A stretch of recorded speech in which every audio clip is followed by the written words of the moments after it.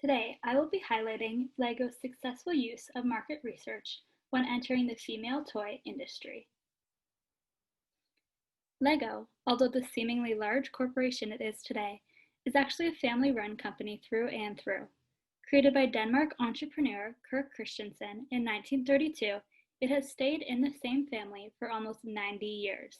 The company is now actually ran by Kirk's grandson Kjeld. It originated in a carpenter shop, with the premise around the whole company being the small Lego brick.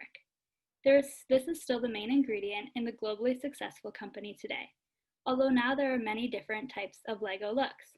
Star Wars Lego, superheroes, and Winnie the Pooh Lego being some of the most famous Lego themes. The whole idea behind the Lego block is the fact that they are building blocks. Even as the band progresses and comes up with more and more types of Lego, each set still follows the same principles of the tiny pieces that can be connected with one another. The name Lego comes from two Danish words, leg godt, which means play well. In a mere matter of minutes, looking at the amounts of Lego products they have on their website and in their many stores, it is clear that Lego definitely knows how to play well. Lego has lasted for 90 years, not by luck, but instead through thorough and successful research. LEGO has kept up with all of the pop culture trends, from Star Wars to Harry Potter, throughout the years. Through progressive research, they have always met their consumer demands. However, LEGO found themselves in a bit of a rut when it came to entering the girl market. They had been successful in the boy toys market for over 65 years, but still had not managed to break into the girl toy market by the 2000s. By the late 2000s, around 90% of LEGO users were still only boys. In 2008, LEGO began market research on girl playing habits and determined a plan to enter this market by 2012. The need for game-changing research came at a crucial time for LEGO. The company in the early 2000s was seemingly failing. This was the first time that the LEGO brand really began to struggle. Something needed to change, and fast. In the early 2000s, the company began seeing a huge decrease in sales. Sales were down by around 30% each year for a few years in a row. On top of that, the company was $800 million in debt. This decrease in sales and increase in debt amount was caused by the fact that the company made no new LEGO products within the last decade. With no valuable changes made by the LEGO company, it was doomed for failure. Then in 2008, it was finally decided by LEGO's internal research team that the girl toy market was the key to LEGO's success once again.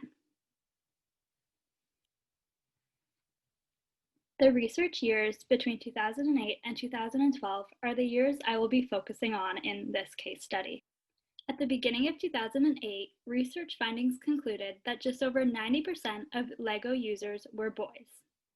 This is when LEGO began its research on how to better enter the girl market. They began by observing the playing habits of girls. This observational research was conducted from 2008 until 2011. Over the course of those 3 years, LEGO market researchers used observational techniques on the playing habits of 3,500 girls. Another form of research was the collection of survey answers from mothers who have young daughters. These mothers were asked all about their daughters' playing habits and what types of toys their daughters preferred to play with the most.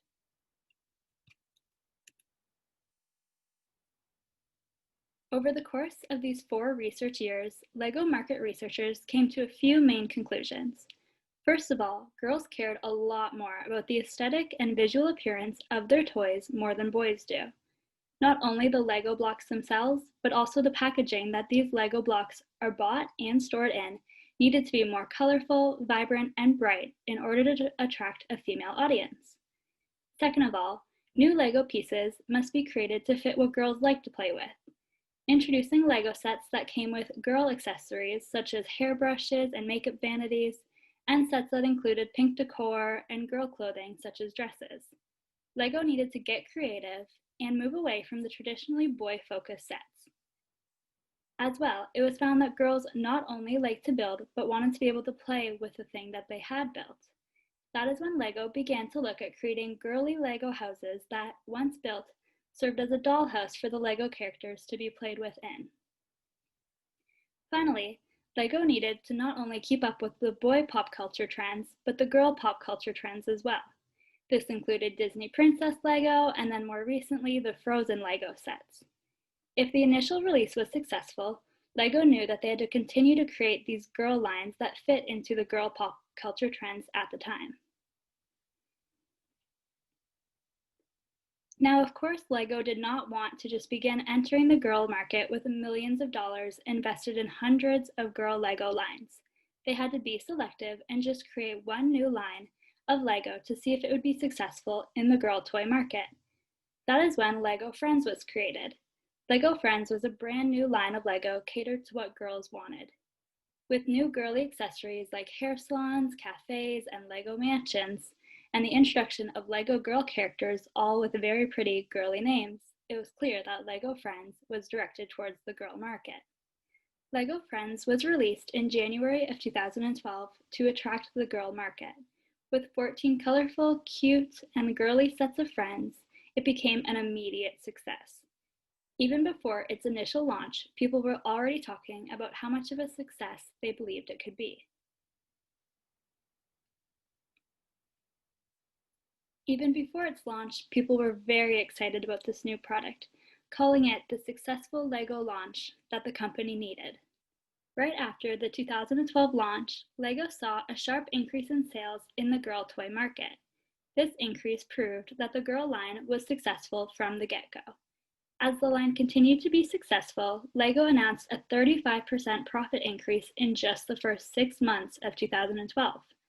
Later in 2012, LEGO also announced they were hiring 1,000 new employees to meet with the increase in LEGO demands. All of these factors clearly show that LEGO's launch of a new girl-focused line called Friends, which was a huge success. Market research clearly led to great success for the LEGO brand in 2012. However, today, the same research that was conducted from 2008 until 2012 is now being criticized. A lot of people are now asking, why do girls need different LEGO toys from boys? Why do we have to brand products as girl toys or boy toys? And should LEGO just focus on creating gender-neutral toys instead? All of these questions are very valid and provide great insight into the world we live in today, where it is no longer appropriate to tell boys and girls what toys they should be playing with based on their gender. This criticism demonstrates the importance of constant market research. LEGO now needs to get back to their market research drawing board and find ways to accommodate for today's world. Thank you.